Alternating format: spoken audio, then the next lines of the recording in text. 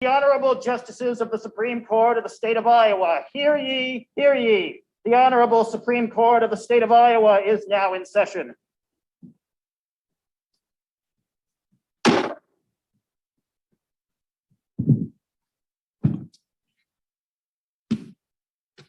Thank you, everyone. Please be seated.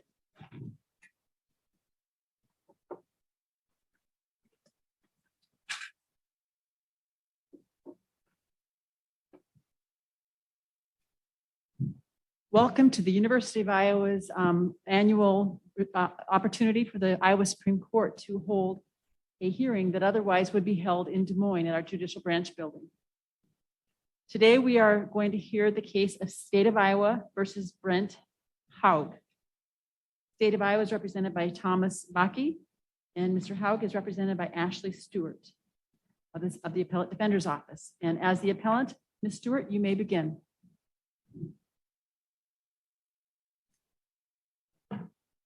Good afternoon. May it please the court, counsel. Again, my name is Ashley Stewart and I represent the appellant Brent Haug. An officer should not be allowed to automatically remove a passenger from a vehicle under the Iowa Constitution. A passenger's privacy rights should be treated as separate from the driver, especially because the passenger did not commit the traffic violation that caused the stop. For these reasons, under the Iowa Constitution, without reasonable suspicion, a police officer should not be allowed to pull out the passenger.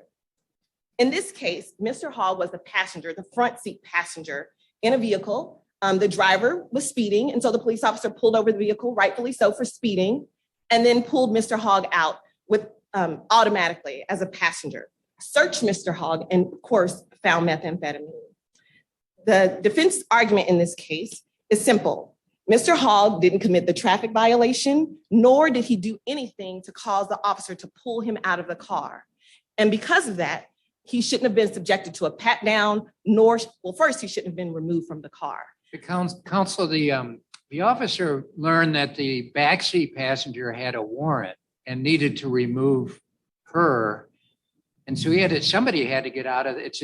It's a two-door car. And wouldn't it be safer to remove the passenger in the front seat and exit on the side of the road rather than into traffic on the driver's side? Well, the argument here in this case is because the police officer can always pull the driver out. And because it's a coupe, when the police officer pulled the driver out, the backseat passenger in the coupe could have exited on the driver's side and the police officer would have still been able to satisfy the warrant issue that existed for the passenger. Wouldn't we be here today addressing another question then? Why would you let the person out on the side where you could hear from the videos, those semi-trucks, if they were slowing down, it wasn't much. You can tell it's extremely dangerous on the driver's side of the car on a busy highway. Isn't it prudent and reasonable for an officer to ask for a person in the back seat to exit on the safe side? And if somebody's in front of him, to not require her to jump over the seat and have her fanny in his face? How is that reasonable? I believe it would be just as reasonable to wait for a break in the traffic, especially since neither passenger or the driver was really causing any concern to the police officer. Wait for a break in that traffic, ask the driver to get out, which is customary, and then of course, ask the passenger to get out on the driver's side once there's a break in that traffic. So you think that the officer, it was unreasonable for him to have the passenger get out on the safer side? I wouldn't say it's unreasonable, but I would also say that he had other options, and the other options would have been just as reasonable to use as opposed to pulling a passenger out who hadn't committed any crime or really had any suspicion of committing a crime. With respect to the exit order, you said the interest here was the expectation of privacy of the defendant. I want you to expound on that a little bit more, because it seems like it's really a liberty interest in movement. Isn't that what's at issue on the exit order? Yeah, I think the interest here is the intrusion on the passenger. So making a passenger get out of the car when the passenger didn't do anything wrong. And then, of course, subsequently, he expanded on that by patting down. So why do we care about the conduct of the passenger when the justification for the exit order, at least in MIMS, was officer safety? Right? Yeah, I think it's not conduct based. Well, I think if we balance it out and we look at the rights of the passenger, any person really has the right to protect themselves and has the right against any search or seizure of their person and any right, and that includes the right to get out of a car. Well, yes, but here, when the car is stopped, he is seized, right? He is.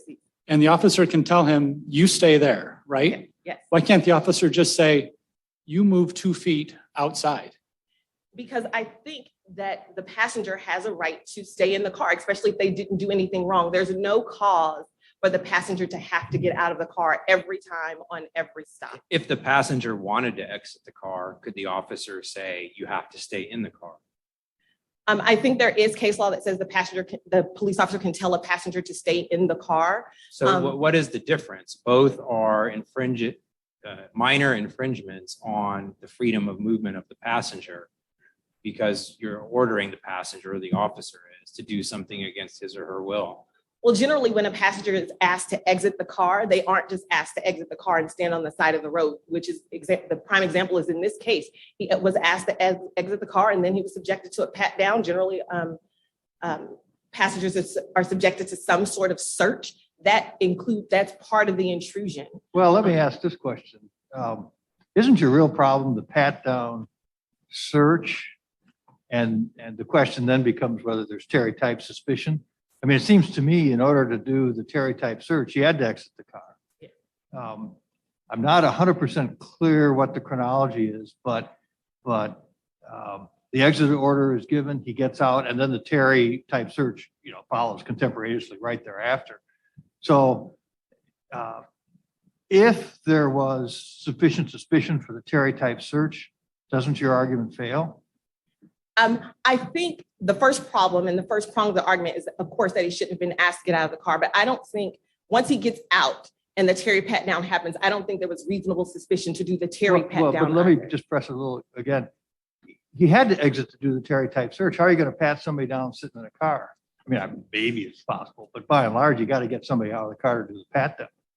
Yes. I mean, he had to be out of the car logistically to do the Terry pat down. There's no pat down inside the vehicle. I think All you're right. So why do you think there wasn't sufficient suspicion? I mean, the record shows, I think, that he was, according to the officer, acting oddly. He was looking ahead and not acknowledging the officer's presence. He reached into the door to grab a lottery ticket and used the light that the officer had to kind of read the ticket. This is 11 o'clock at night or 10:30 at night. Kind of odd, isn't it? I think it's odd, but doesn't rise to the level of suspicion. So you're right. The officer pointed a flashlight in his face. He didn't look at the officer's complaint was that he didn't look directly at the officer, which he found weird because anyone who points a flashlight, you should look. Mr. Hogg did pull out a lottery ticket and use the flashlight to look at the lottery ticket, but I don't think any of that rises to the reasonable suspicion to get him out of the car to do the Terry pat. Well, then add the additional fact that there was a warrant out for the passenger and back, and that was for domestic assault with a deadly weapon. So throw that in the mix. Yeah. Doesn't that get you over the Terry line? I think it does. The back passenger's warrant had nothing to do with the front seat passenger. It wasn't any indication that the front seat passenger had ever had any charges prior. How would you have weapons. gotten him out? How, with that lady in the back seat, and as the video unrolled, she didn't seem too scary of an individual, but at that moment, the cops only knew outstanding warrant for an issue that involves a weapon. She's in the back seat of a 2-seater car. What would you have them do if just assume that highway was too doggone busy? You think it's okay for that the cop has to not prioritize his own safety just for the convenience of continuing to sit in a chair instead of moving 5 feet out? No, I don't think the officer's safety could have still been satisfied by getting the young lady out of the back seat of the car on the driver's side because she's the one that had the suspicious. Assume that's not an option because of the traffic. Assume those semis are going in both lanes. That's not an option. Only then would it be okay to go out the passenger side, in your opinion? Well, if it's absolutely no other option, then you would have to go out of the passenger side. But again, I also don't think that the front seat passenger has to get out. Maybe the front seat passenger scoots up enough for the back seat passenger to get out. There are things that can happen. Have you seen the inside of that car in the video, and have you seen the woman? Do you see that happening?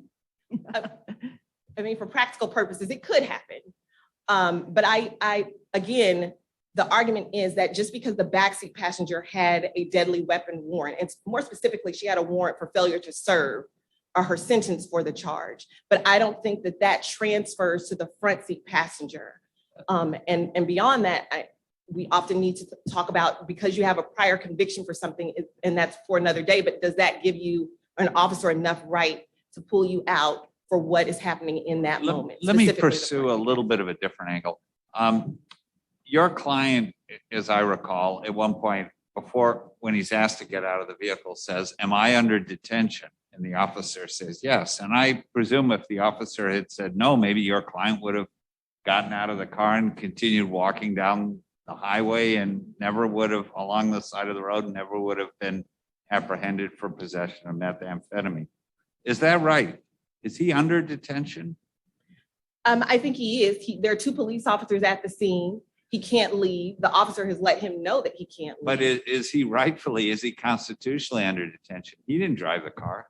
He didn't drive the car, but I think we can look to Powell. There are some circumstances there that do put him in detention. And again, the two police officers being there, him being subjected to the pat down, the officer telling him that he's detained and he can't go anywhere. So he's constitutionally detained here. Does the officer's statement that he is under detention go to the voluntariness of the consent? Oh, absolutely. The officer telling him that he's detained and then the officer giving him patting him down, all of those factors lead to him not realizing that he had consent. I mean, he didn't have to give consent to get it. The pat down actually did not happen until after he said, "Yep," to the question. Is that right? That's true. He did say, I think the officer asked him twice, "Can I pat you down?" Mr. Hogg said no twice. And then the third time he said, "Well, I think he said something to the effect of, well, you're going to do what you want to anyway," or something along that. And wasn't there, that was your client's testimony. The officer's testimony was he just asked him and he said, "Yep," the first time. So there was a discrepancy in the testimonies. All right? Yeah, there's a little discrepancy there. Ms. Stewart, would you address your request to answer the unanswered question from Pals? Oh, about the consent. Yeah. So the request is that in this case in Iowa and under the Iowa Constitution, that an officer have to tell a defendant that he has the right to not consent to be searched. And the argument here is that under these circumstances, with Mr. Haig being overseen by two police officers, Mr. Haig being told he was detained, and then the subsequent pat down, that if he had been told that he had a right to not consent, and we're not conceding that he did consent, but that he had a right not to consent, then he wouldn't have. But if there's reasonable grounds to do a Terry pat down, then he would not have a right to say no, correct? I think he wouldn't have a right to say no to the pat down. That is correct. Of course, we're arguing that there wasn't reasonable suspicion here to do the Terry pat down.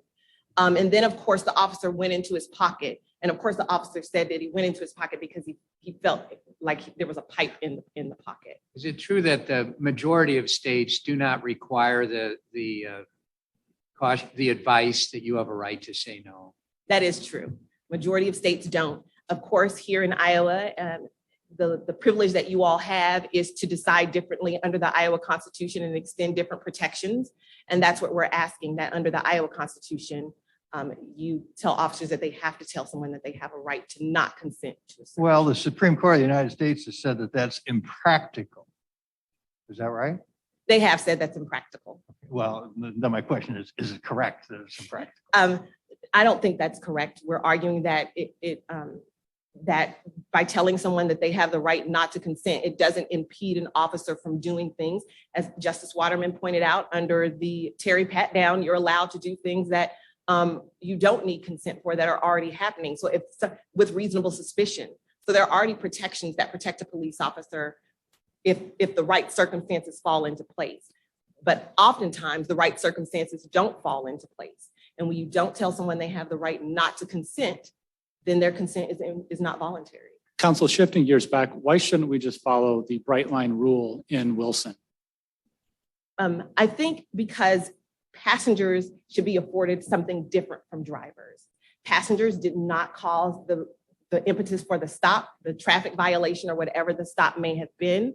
Passengers are really just there because they happen to be in the car where someone, for example, did speeding or ran a red light. And when an officer pulls a passenger over, the passenger automatically has to stop because they're in the car. So that's the first minor intrusion. But I think that's where the minor intrusion stops. Once you pull a passenger out of the car, automatically, just because you can, then your intrusion has gone further than it needs to go. So you're asking us to go back to Becker, correct? Yes, I'm asking you to go back to Becker and say that police officers can't automatically pull a passenger out of the vehicle without reasonable suspicion. wasn't there- Except, go ahead. yeah, I think you're going there too. Go ahead. Wasn't there explicitly a line in Becker that encompasses fact pattern? And it said you couldn't order officers or a passenger out of a vehicle unless the officer was going to arrest somebody else in the vehicle.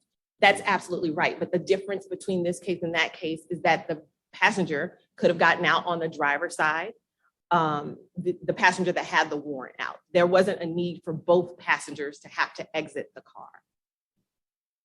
Do you think that exception would apply, but for your argument that it sounds like you think the officer had to get him out on the driver's Not side? always, in a four-door car, if the backseat passenger on the left or right side has the traffic ticket, or has a warrant, or for some reason needs to be arrested, they can still get out on their side without all the other passengers being subjected to being pulled out.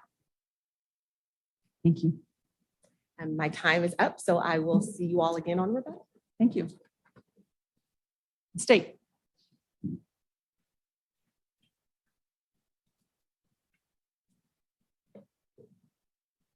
May it please the court, counsel. Thomas Baki for the state.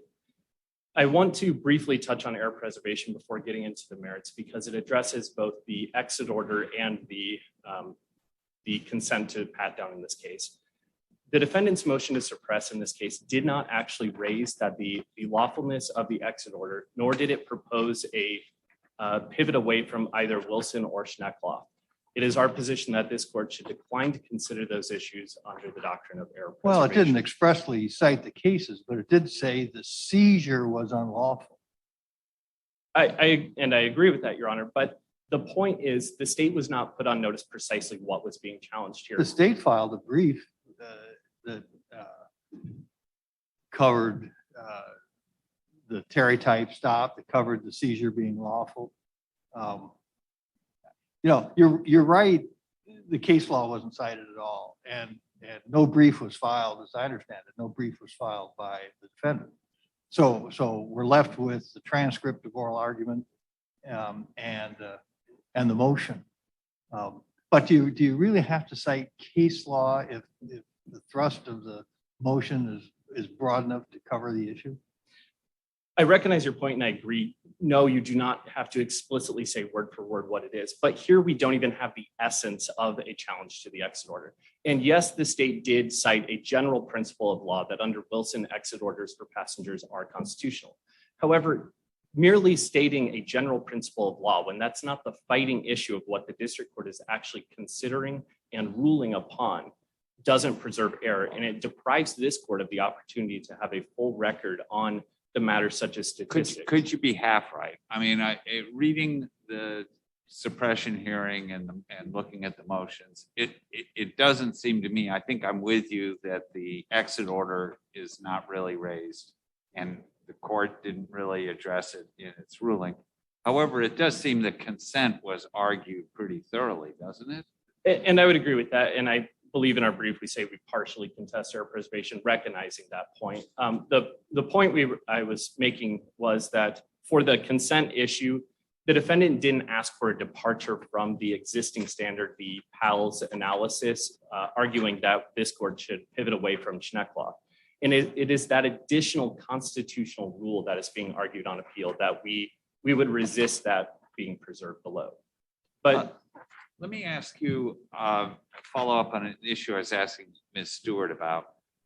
The officer says to Mr. Hauk, as he's being asked to get out of the vehicle, Mr. Hauk says, "Am I under detention?" And the officer says, "Yes." Is that correct as a proposition of constitutional law? I mean, if I'm a passenger in a vehicle, the driver commits a traffic violation, let's say it's an Uber or a Lyft or a taxi, I don't have the right to say, I've got places to be, I've got things to do, I'll be seeing you folks. This court, and I believe it was State v. EIS in 1983, recognized that passengers are seized when a traffic stop occurs. So as far as whether they are free to go, no, I would agree with the defendant here that no, they are not free to go, that they are under a constitutional seizure. And what's the logic for that? Why not? Why they didn't do anything if there's no suspicion? What's the reasoning behind it? It's just by the very nature of you're in the vehicle that's being stopped by the police. The seizure applies to everyone. And I would encourage this court to. Well, counsel, what if it's a bus, right? I mean, what if it's a train? Is everyone seized? I recognize that we can go to extremes with this, and that's the danger of having bright line rules. However, it is the easiest to apply. An officer in their discretion could say, okay, I'm only dealing with the conductor of this train. I'm not going to hold everyone in the back car here. But when we're talking about a two-door car on the side of the interstate, the officer has to exercise control over that scene in order to keep it safe for themselves, safe for the public, and not tell people you can go off down the road into the interstate. Is there a distinction between being seized and being detained? In other words, I don't think anyone would dispute the passenger is seized within the meaning of our law. But there's one step further when the officer says, now you're detained also and you can't leave. Well, and Right, I in mean, this that's- case, isn't that exactly what happened? I think, didn't the passenger first ask when he gave him the license if he was detained, and the officer said no. And it was only after they decided that they needed to arrest the other passenger that he then said, yes, now you are detained. What's the difference there? To Justice Oxley's question, I'll return. Deputy Peterson, yes, he did originally say you're not detained at this time, and Officer Sherrill corrected him. Nobody is free to leave. And I think Officer Sherrill had the correct point of law there, that yes, you are seized, you're not free to go at this point. And Peterson So then to corrected that. Justice McDonald's, isn't there a difference between being seized and detained? I think the question really is, at what point does it become custody? I think that's really what we're getting into, is when does the seizure become more of custody? And I don't think the actual seizure is really what the defendant is urging here, but it's really just the expansion of the seizure from being seized inside the car to being seized 2 feet away outside the car.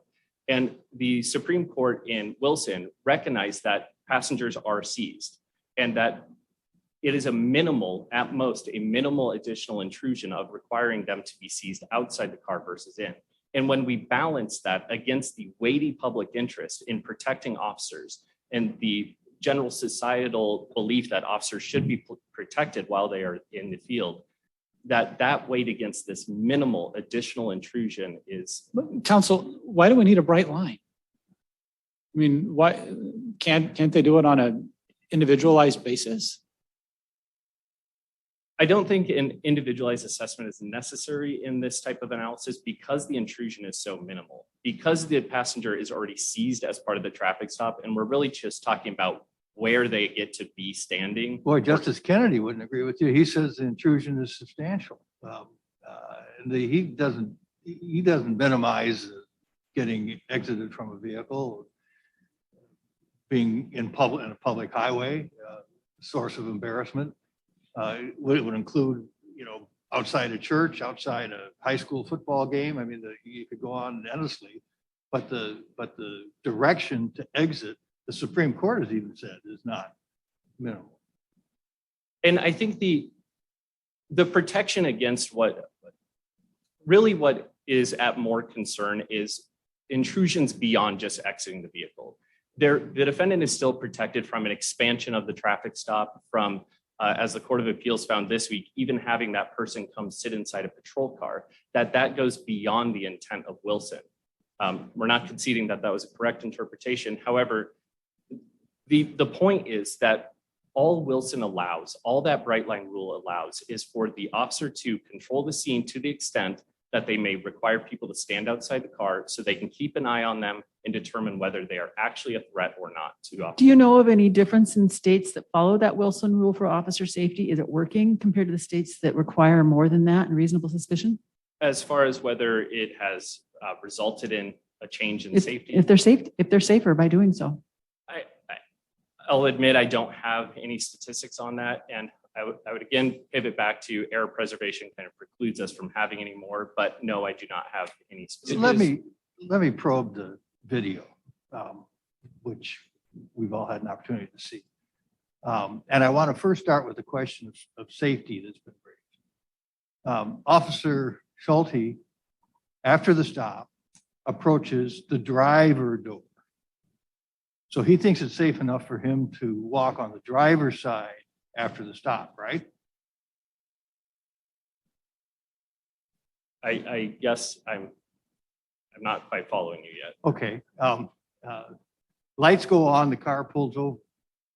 The officer gets out of the car. He doesn't go over to the passenger window and ask, he goes out on the highway side, if you will, and initiates the stop, right? Right. And, So he thought it was safe to do that. and I would agree with that. And then he gets the driver out on the passenger side and brings him back. So he thinks that's okay. Yes. Then there's a search. And he goes up on the driver's side, opens the door, and spends 3 or 4 minutes rummaging through while on the driver's side. And he felt safe then, apparently. Right? Right. And last, I'm almost done. And last, when the driver was allowed to go, the driver walked down on the driver's side. So the safety business, I'm kind of wondering, you say it wasn't safe to bring the front seat passenger out, except as was done. But the officer thought it was safe enough for him. So what do we really make of the safety argument? So I have a 2-point response, Your Honor. On the first point, yes, I recognize that Officer Sherrill, who would have been able to see behind the squad car as well, but he did go to the driver's side. But I urge this court not to create a constitutional rule of how passengers must be removed from rear seats of vehicles, that the officers should be able to make those determinations in the field. And on the second point, as the defendant concedes here today, having the passenger exit on the passenger side was reasonable. And the question of reasonableness is not whether it is the least intrusive, but whether it is reasonable at all, because officers do not have to follow the least intrusive means under the Fourth Amendment and under the Iowa Constitution. One more question on the video. The video shows the pat down of Haig. The video also shows that when the backseat passenger gets out, who was subject to the warrant, there was no pat down of her. What do you make of that? I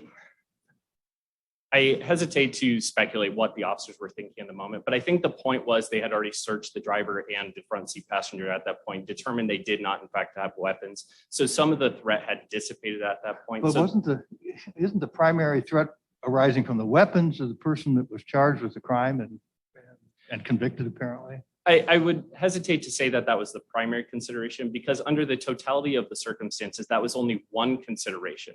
We have a nervous passenger, an extremely nervous, sweating profusely driver. We have the passenger with the warrant. We have the fidgeting, furtive movements. We have all of that, which culminating together gave reasonable suspicion to the officer that something is off here. There may be wrongdoing occurring, and he needs to have them exit and a pat down occur. Do we even need to decide that? Can't we just say that he granted consent? He said, yep.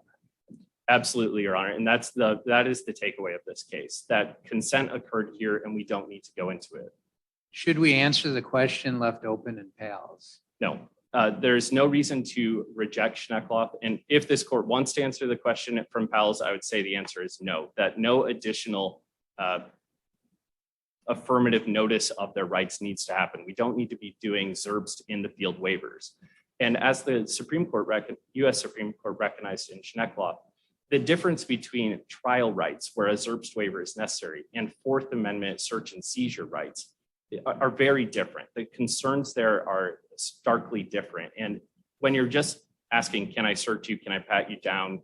Can I look in your car? Those are very different concerns. Those were really quick, what you just rattled off. Isn't it not really a big burden to ask an officer when you just rattled off 3 quick things? Can I search? Couldn't he also just say, you don't have to say yes?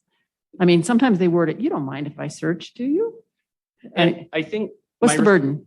My response to that is twofold, I guess. One part is, at what point is it enough of a notice that the consent is may be declined? Is it enough to say yes or no? Is it enough to explain why they may decline it? But I think Schneckloth has it right here, and this court in Powell's, the Schneckloth with teeth, that having that as one factor in the universe of factors is reasonable, and it allows officers and this court to determine, was the consent voluntary based on the universe of factors Yeah, considered well, in this. but Paul says it's a very important factor if it's not given, right? Yes, and I would, And certainly, I mean, in this case, one wouldn't say it was impractical not to give it. I mean, we heard the Miranda warning loud and clear. And because of the video, we would have heard any kind of search and seizure warning quite clearly.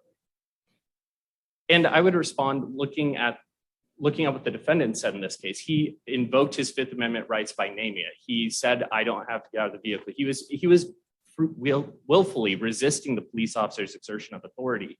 He did not hesitate. There was no inherent coercion or duress that this. Is there also an issue, I think Justice Waterman was alluding to this, that maybe under the circumstances of this case, if there already was reasonable suspicion, he didn't have a right to say no. So telling him he could say no would be inaccurate. And that's a fair point, Your Honor, that yes, I agree. Okay, with that. and let me follow up. Reasonable suspicion of what? What was a reasonable suspicion? I understand the factors that you say contribute. What were they suspecting? With Chief Justice, with your permission to go. Yes, you may. Thank you. Suspicion that the officer's safety may be in danger. As the officer said to each So other. this is a safety case. I think it's a combination. Officer safety, as this court recognized in Riley after Becker, that officer safety is a consideration when doing a pat down and exit order. But beyond that, a suspicion of wrongdoing. Everyone is acting suspicious, nervous. We have the passenger with the dangerous weapon related warrant. So it's the combination of all those factors and the totality of the circumstances. Thank And we would request this court affirm. Thank you. Ms. Stewart. I'll start where you all left off with a reasonable suspicion in this case, because we agree that if there's enough reasonable suspicion, then an officer can do a Terry pat down. However, in this case, the argument here on the defense side is that there wasn't enough reasonable suspicion. The police officer was shining a light in the defendant's face and he didn't make eye contact with the police officers. That was the first thing that the police officer found weird. But our contention, of course, is that not making eye contact with the police officer is, of course, not enough for reasonable suspicion. Then the officer said Mr. Hague pulled something from the car, but it was a lottery ticket. So we found out that it wasn't a weapon. And at some point, the officer said he didn't believe that Mr. Hogg even had a weapon. And so any reasonable suspicion that might have arisen for a Terry pat down was not present in this case. And so then we go But back. counsel, wasn't there some movement into the car door, like cubby hole or something like that?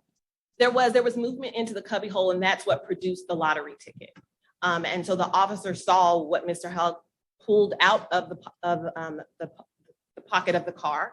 And then after that, I believe the officer said that he didn't believe that Mr. Hogg had any weapons. And of course, weapons are the key component to do a Terry pat down. And so without that, there's no reasonable suspicion for it. So then we go back to, should he have automatically been asked to exit the car? And I said this briefly in my opening, but getting out of the car usually leads to some other further intrusion. It's not just get out of the car and go on your way or sit on the curb. It generally lends itself to, just like in this case, a pat down or further search, which then of course makes the intrusion not minimal.